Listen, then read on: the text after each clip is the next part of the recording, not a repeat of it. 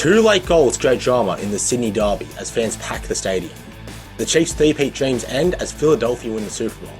And all the latest on the upcoming NPL finals. This is Sportswatch. Alright everybody, welcome back to another episode of Sportswatch. I'm Lachlan Sheriff, joining me as always is Tin Wynn. Tin, how are you doing today? Doing lovely. How are you doing, Chaz? I'm doing fine as well, thanks.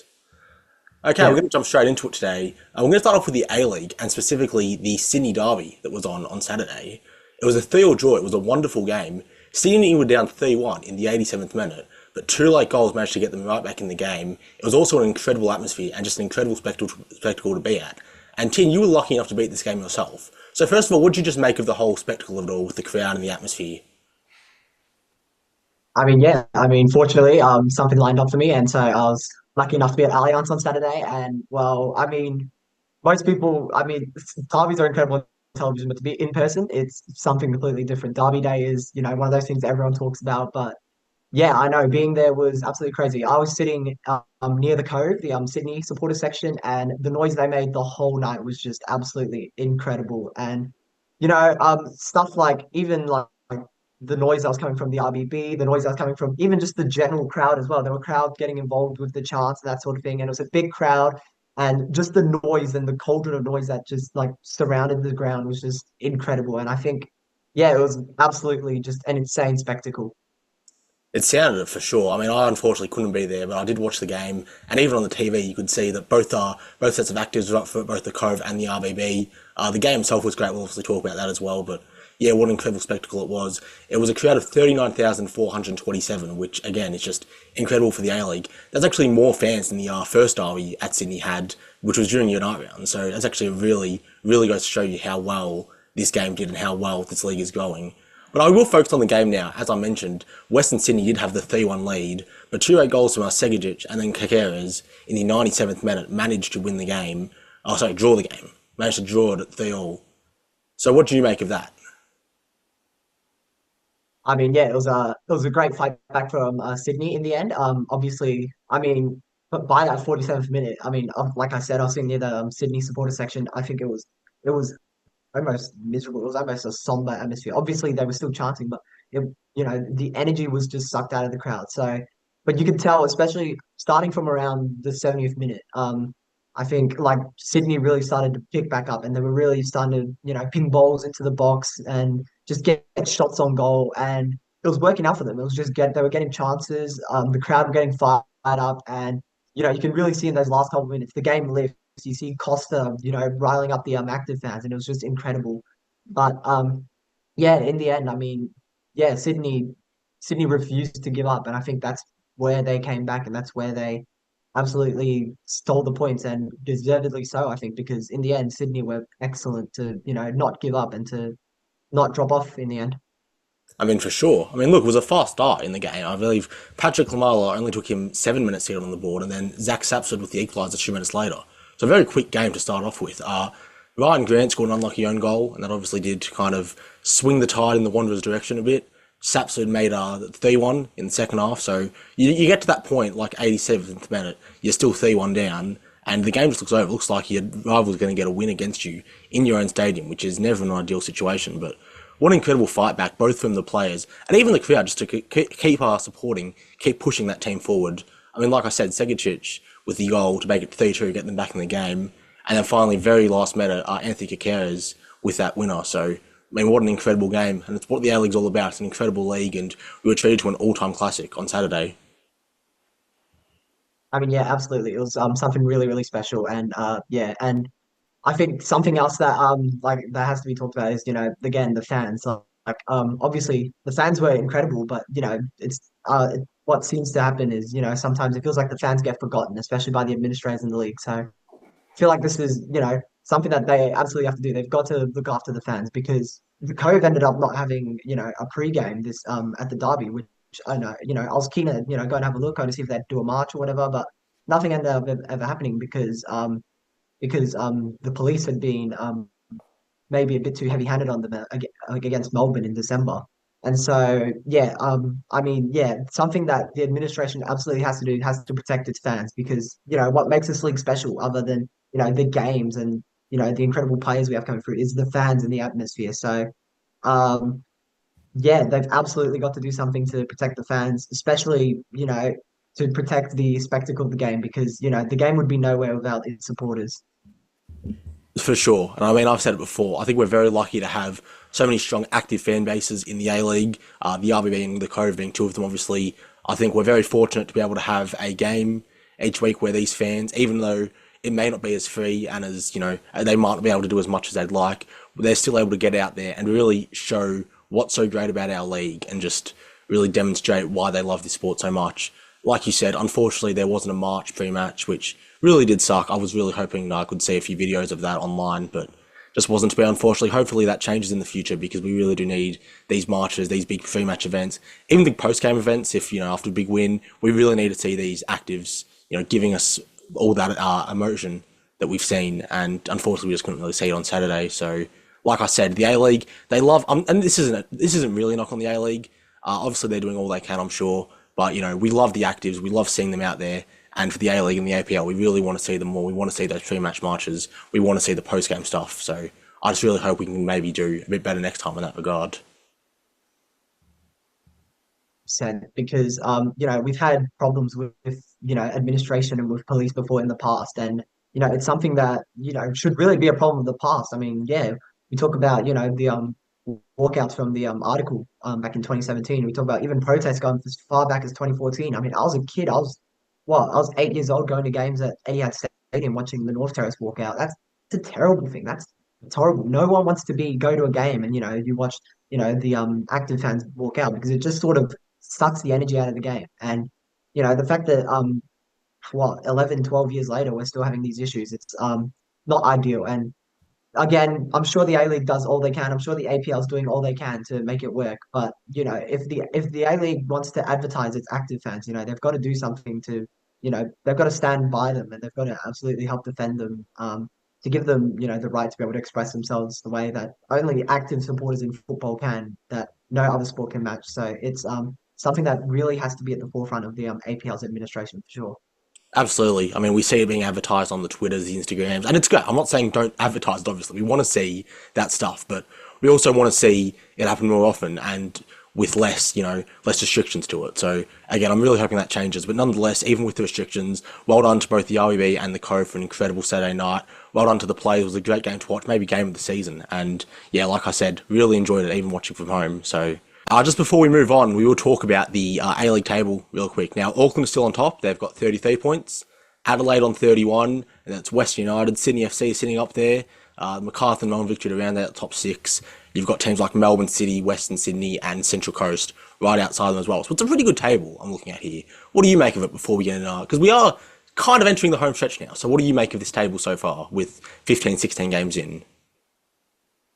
I mean, yeah, it's getting really close now. The race to finals is only going to get better. Games like that derby on Saturday just only make it closer and closer for everyone. And yeah, I mean, it feels like I'm pretty sure it's pretty close down to about ninth or tenth. Realistically, almost anyone could make a late run for finals, and I mean, it's going to be absolutely insane. I would say almost no one from third down is really a lock for finals at the moment. So yeah, it's going to be really interesting to see how the rest of the season pans out. Yeah, you are. I mean, I'm looking at it now. I'm seeing Auckland and Adelaide. You'd think they're safe. They're the only two teams that hit past 30 points so far. They also have games in hand on the competition, so they're in a very good spot. Then now down the bottom, aside from Newcastle, Perth, and Brisbane, I think anyone's still a shot. I think even Wellington, who are 2 games behind sixth, I still think they're a shot to make it. You never know. You can never write them out. Melbourne City have been in the top 6 all season. Now they're not. Just goes to show you how close this is. Western Sydney, they probably should have taken all 3 points from Saturday, but even though they didn't, they still showed us what they can do. So you can't write them out. Central Coast are starting to pick up after a slow start to the season. They are having a lot of draws. They're 4 wins, 9 draws. That's how they've made their points. So a bit unorthodox, but nonetheless, there's still a chance as well. So yeah, like you said, it's a great fight for the top 6, great fight for the finals, and I'm looking forward to see how it ends. But we are going to move on now, though, to the NPL and to Amateur Hour. Now, NPL Victoria had its round 1 this weekend, so did NPL New South Wales. So we are going to dive into both of those. We'll start off with NPL Victoria. Obviously, we're both Victorians. We managed to get out to a few games. Great games wherever you look. Knights Heidelberg to open with, the last minute drama with Heidelberg's equalised being ruled out. You had Preston. How good to see them back in the league. They won 2-1. Kamara's winning for Avondale against Oakley. Dandenong City in a 3 draw against St Albans. My game of the round for many reasons. We'll dive into that later. And also a Melbourne victory as well, Melbourne victory reserve, sorry, back in the NPL now as well with their 1 draw against Altona. So, like I said, great games wherever you look. What do you make of this opening round for NPL Victoria? I mean, yeah, it was sensational, sensational. Welcome back, NPL Victoria. I mean, yeah, I'm far out. Anywhere you look, there was just absolutely like cracking games. I don't think there was really any like bad games at all. I mean, just the games you mentioned were the excellent ones, but of course, there's also Dandenong Thunder who played Gully at home. There was also Port Melbourne and South Melbourne in that Greek derby, and it was just incredible. Obviously, I managed to get down to Oakley versus Avondale. I'm an Avondale supporter, so yeah, me, you, and obviously Leo managed to get down to that, and I mean, yeah, I think it was just that. I think that game just would have blown anyone away who was watching it. Uh, just a sensational game, a huge crowd as well for Friday night, and that Kaio Kamara winner, that was just absolutely sensational. What a way to end a game. What a way to start a season as well. Yeah, I mean, nothing beats a last minute winner, am I right? I mean, you watched that game, we were all there, obviously, like you said. I was thinking it's going to be 1-1. I didn't think either team was going to get a winner. And then, ball to the back post, Kamara heads it home. Absolute jubilation for the Avondale fans. Obviously, there weren't too many of you there. It was mainly the Oakley fans. So the mood around the stadium was a bit glum. But for you and the other Avondale fans who made the journey, I mean, what a win. Like I mentioned, my favourite game of this round was Dandenong City versus St Albans. That was the other game I managed to get out to on the Sunday at Frank Holohan. There's first of all 3 draw, like you love to see that. But not only was that my favourite game of the round for that reason, but also just the community initiative of it all. And I'm going to talk about Dandenong City here. They've brought their white shirts back for the season, their traditional white kit. Now they actually gave free entrance to anybody who was wearing a white shirt on their round 1 game against St Albans, which I went to. So I just was blown away by how well that crowd looked. So many white shirts, so many Dandenong City shirts, even a few Croatian shirts as well. So I'm just like, whoa, this is so good. And then we were treated to a great game as well. So well done Dandenong City for taking such an incredible initiative, and well done to both teams for putting up such an incredible fight in a 3 draw. Like we talked about in the A League first, now here, you really can't beat a 6-goal thriller like that. It was great to watch. No, you really can't. I mean, yeah, I was keeping tabs on the game while I was in New South Wales, and I think every goal notification just came through for me. I was just thinking, geez, what the heck is going on there? That's insane. But yeah, like you mentioned, I mean, the white shirt thing is a big thing to, get the community again. Obviously, they changed their name back to their traditional name, back to Dandenong City Hajduk, which is, a big move for the heritage of the club and for the history of the club. It's something that maybe some football clubs need to do better at, which is, honoring that heritage. But yeah, I mean, it was just great. It was a great, it looked like a great crowd. And yeah, in the end, that was absolute thriller. Obviously, some good goals. Joey Manek from St Albans ended up scoring a brace as well, which was just incredible. And yeah, I mean, great game, great performance, and it's what we love about NPL Victoria. I mean, for sure. You mentioned the goal notifications were coming through thick and fast. It actually was the first 2 goals of the game, one each for each side, came pretty much back to back. I'd barely settled down, both in the 10 minutes. I'd barely settled down, and it's already 1-1. There was also a referee hamstring injury in the first 10 minutes to really put the cherry on top. And then second half, people are still coming out of the canteen, and we get 3 successive goals. It's 3-2 to St Albans before everyone's even back in their spot. So it's an incredible, incredible game to watch. It was, like I said, coming in thick and fast. Dandenong City got the penalty at the end to make it 3-all. But we will have a quick look at the table now. We talked about Dandenong City. It's actually Dandenong Thunder who sit on top. Now, they are looking good. They had a great game on the weekend. Knights then second. You've got Avondale and Preston up there as well. And then finally South Melbourne with a 5 teams pick of a win. Down the end of the table, obviously it's still early days, but not good for Oakley, not good for Hume. They would have obviously liked to have got the win. So looking at this table right now, what do you think? Has your prediction changed? Have you maybe reconsidering what you thought about these teams going into the season, or is it just still early days when we can't tell? I mean, yeah, we've played one game. Still probably too early to make some rash judgments. But I think Dandenong Thunder would have surprised a lot of people, and Gully as well. I mean, with the signings that Green Gully made, I think a lot of people had them surging into finals almost. And yeah, I mean, for Dandenong Thunder to shock them like that at home. Of course, Dandenong Thunder acquired Jamie Young in the off season as well, which was just a absolutely massive move.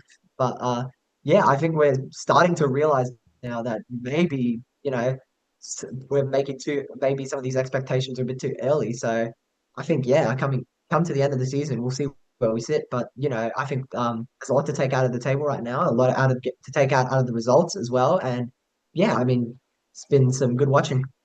Absolutely. You mentioned Jamie Young. I mean, what a crazy transfer. He was a Melbourne City employee this time last week.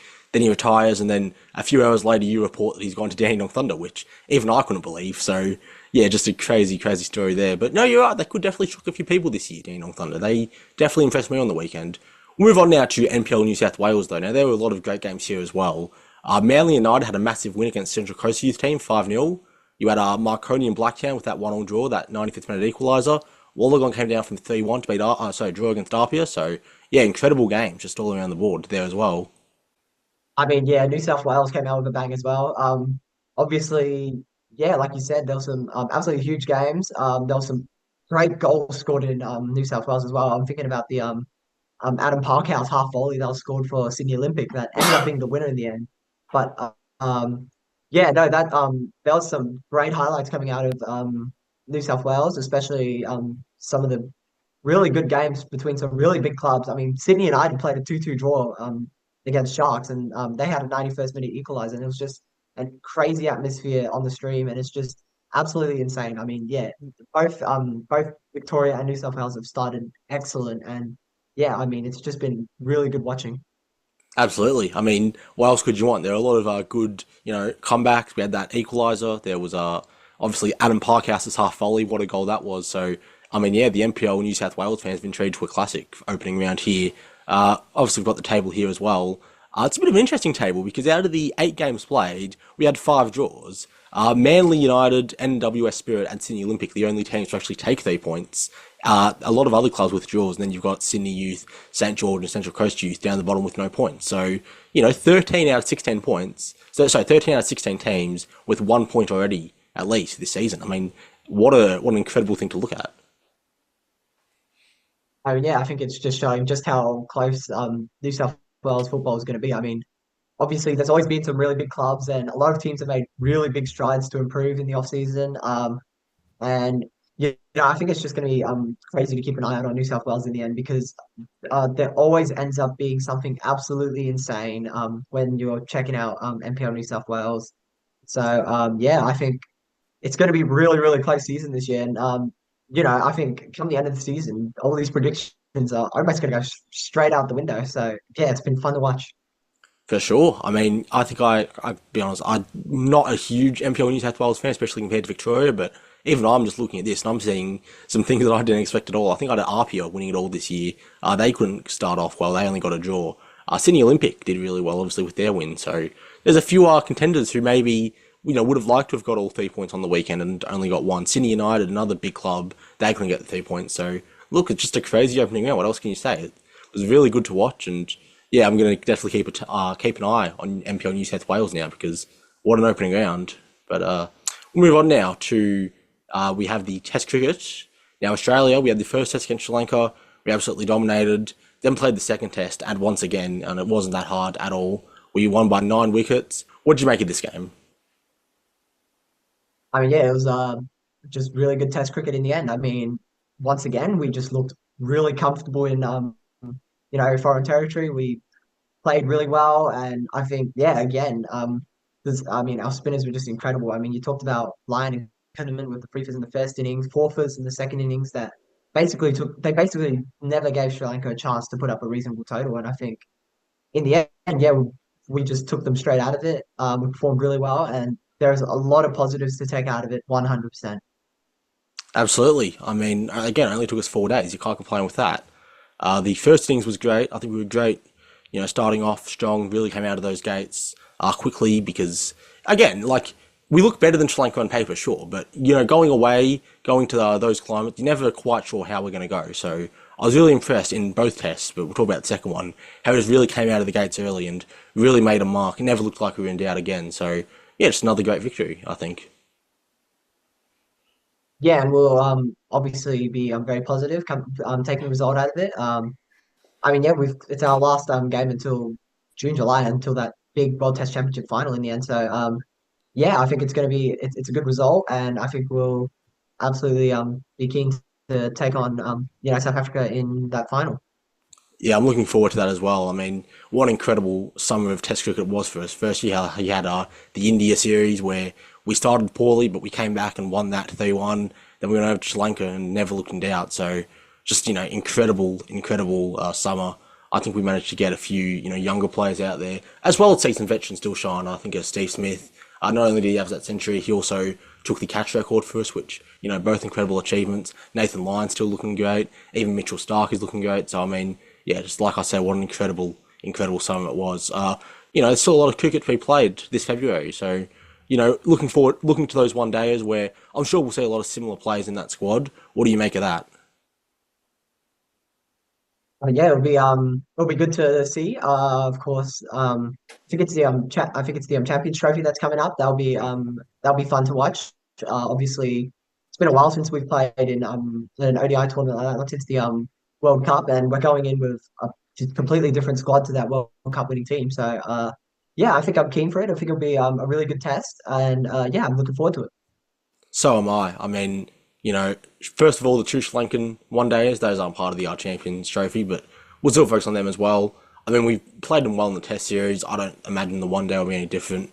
And then you look at that ICC Champions Trophy, especially England. We talked about it during the Women's Ashes. You always want to beat England, so hopefully we can get that done. We're in Group B, obviously. We've got Afghanistan, South Africa as well. Over in Group A, you've got Bangladesh, India, New Zealand, Pakistan. So, look, it's a great tournament. It's always been one of the best tournaments to watch. And I really do think we have a good chance of really making a mark on it. And, hopefully beating England. You always want to beat them, like I said. And then South Africa and Afghanistan after that as well. So, I think it should be good. Yeah, I'm sure it will be. It'll be a good watch, and hopefully there can be some interest on it as well. I mean, I know there's people who don't think of it as highly as say the World Cup, but any cricket is good cricket. Any trophies is good are good trophies. So yeah, I'm looking forward to watching us take it on. Absolutely. And I mean, you get to this point now where mid-February, people are trying to think, oh, it's AFL season now, it's NRL season now. But look, I think, not only our men's team, even our women's team have shown that, cricket can be watched year round. I mean, you look at, whether it's the women's Ashes or the Sri Lankan performance or the India series, I'd watch that, all year. I'd watch that in June, I'd watch that in December. So really do hope that a lot of Australians are, keeping an eye on both teams as we, go on to our next games. And then even during those winter months, still watching because this is a really, really good team that I've enjoyed watching over the summer. So really looking forward to see what we do in those one days. And yeah, just enjoyed watching it all summer. Yeah, 100%. I mean, like you said, it's a fun team to watch right now, and I mean, can't wait to jump into that World Test Championship series, jump into that all the Champions Trophy, and yeah, I mean, I'm keen to watch some more cricket. Yeah, for sure. I did briefly mention the women's team. They've got their T20s coming off in March against New Zealand. They've got three of them. So, you can watch your AFL, you can watch your NRL. I'll be watching as well, obviously, but still a lot of cricket to come. So I'd keep your eye on it as well because it's a great game. We've got two great teams and yeah, just really been enjoying it all year. We'll move on now though. We'll go over to America. The Super Bowl. Now, this is obviously the biggest game of the NFL calendar. It's their final, their grand final, if you want to call it that. And the Kansas City Chiefs, the big names, they've got Patrick Mahomes, Travis Kelce, they were looking to do a three-peat.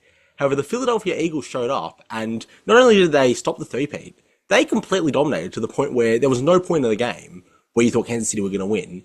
It was a 40-22 win, but I think it was 40-6 before, the garbage time minute, so actually a complete blowout. So, did you expect this at all, and what did you make of it?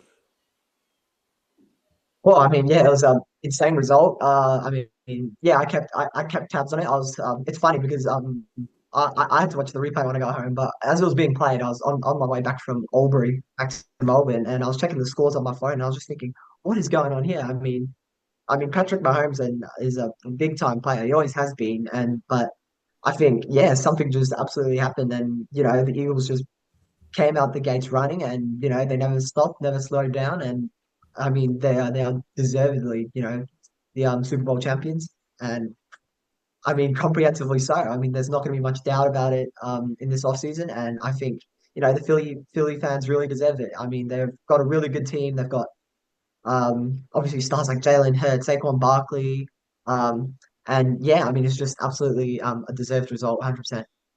Absolutely. I mean, we can look back on certain moments of the game, obviously, and try to work out where it went wrong. for Kansas City because, like I said, there was no point in this game where I'm thinking, okay, the Chiefs are going to win here. Sure, it was always at the back of my mind that maybe Mahomes would, pull a comeback and maybe replicate the 28-3 game that Tom Brady had and really certify his legacy that way, but just wasn't to happen. So really surprised to me, honestly. I mean, sure, at the start of the game, Dotson took the Eagles to the 1 yard line. They scored there, and they scored a field goal, made it 10-0. But for me, where the game really broke away was that Cooper DeJean pick six, the birthday boy, the rookie, with that incredible pick six. Got the interception and took it right home. So at that point, it was 17-0 after the extra point, and I think at that point it just kind of killed the Chiefs off because that first half before even the third quarter, full garbage time, they could barely get a first down, let alone look like scoring. So just an incredible performance from the Eagles to really come out and stop such a dominant team.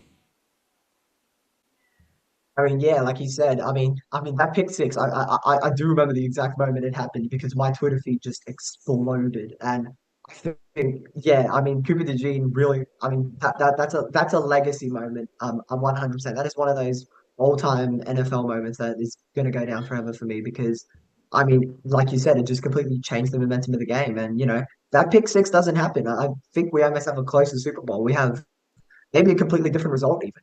And I mean, yeah, Cooper. I mean, it was just great vision to get the pick and to take it home to the house as well is just absolutely incredible.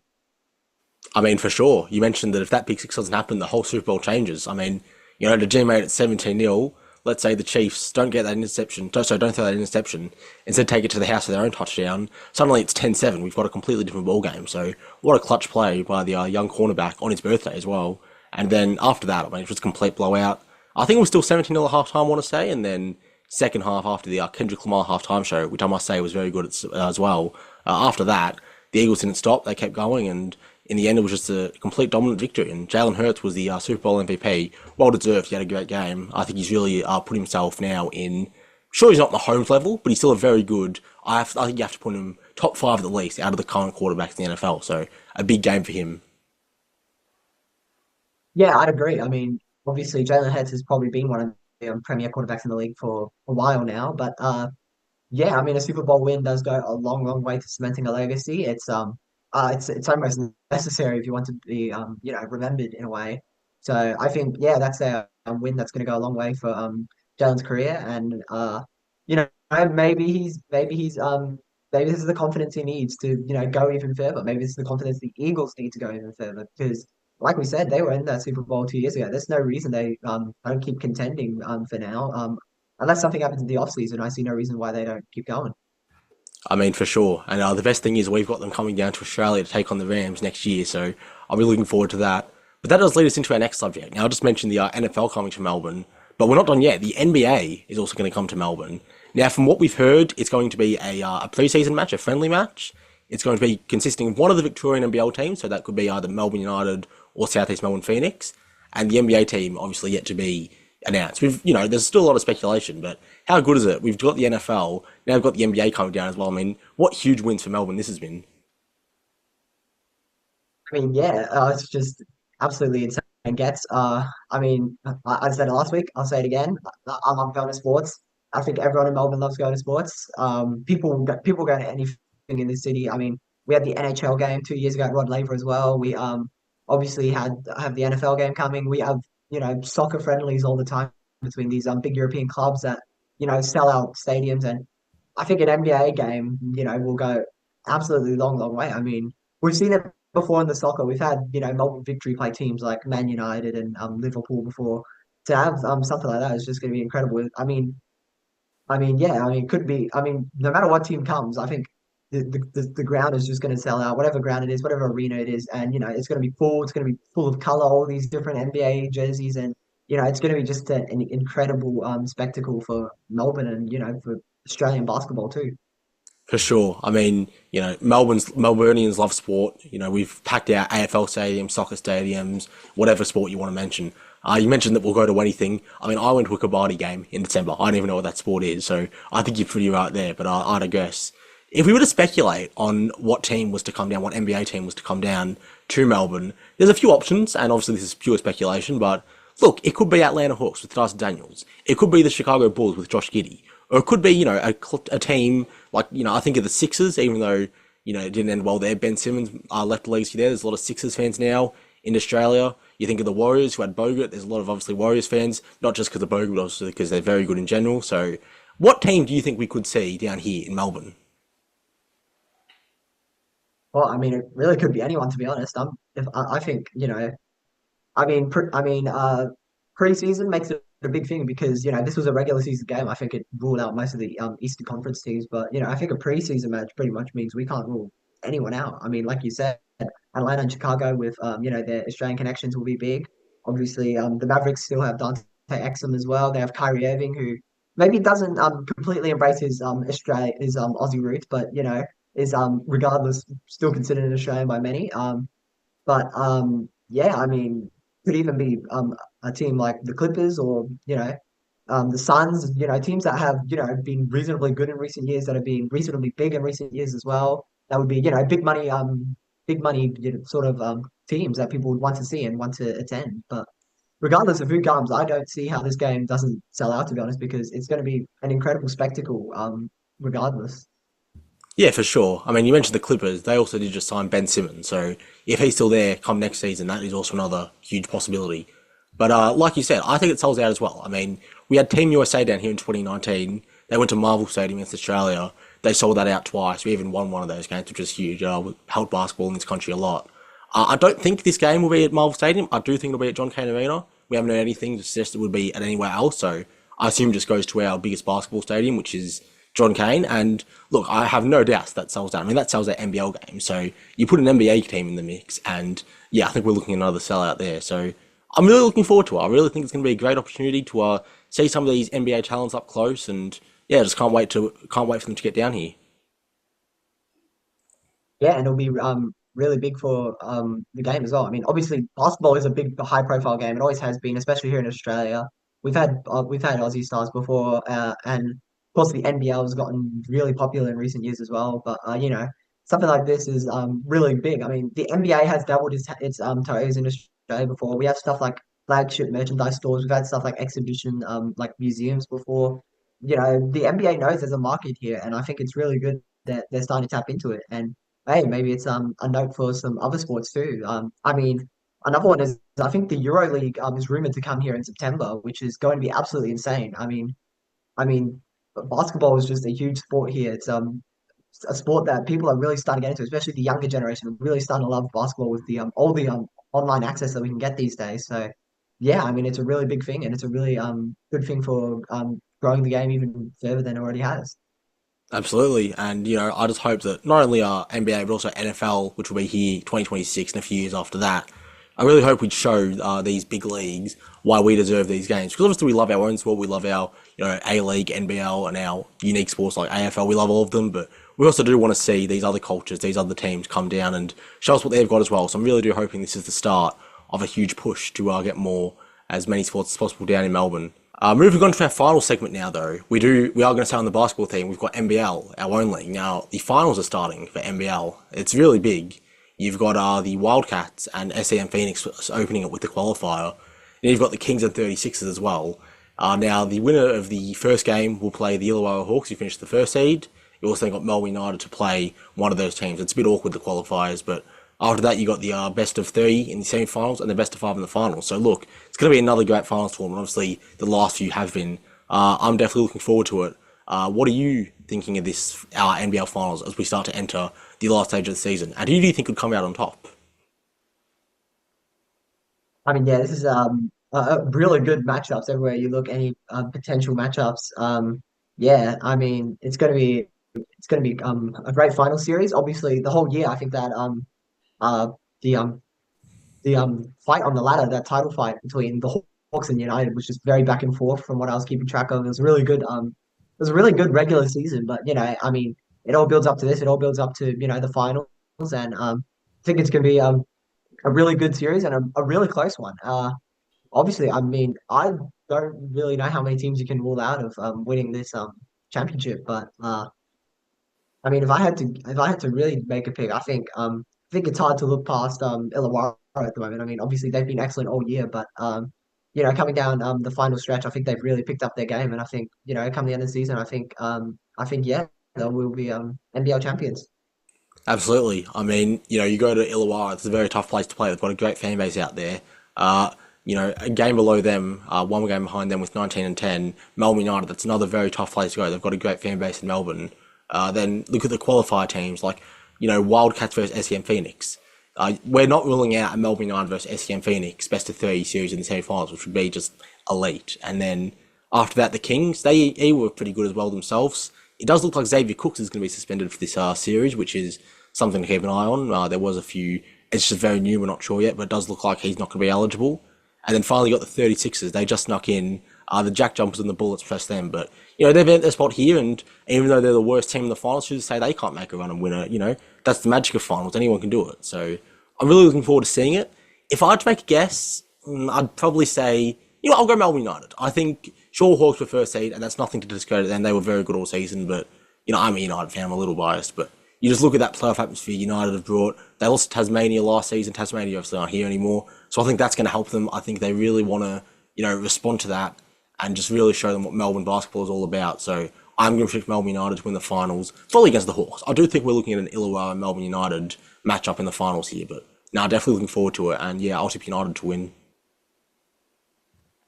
Yeah, I mean, it's going to be a sensational finals. I mean, obviously the basketball all year being played in the NBL was excellent, but I think, come finals time, it takes a massive step up. And I think, yeah, I mean, the Hawks and United, obviously the two best teams all year. I mean, it come the end of the season, doesn't matter which two teams will meet. I think at the end by then they'll be comprehensively deserved to be there. And I think we're going to get a great matchup no matter what, no matter who's playing. And yeah, I mean, it could be absolutely insane. We could be in for a classic final series here. I think we absolutely are. I'm looking forward to it, and I hope you all are as well.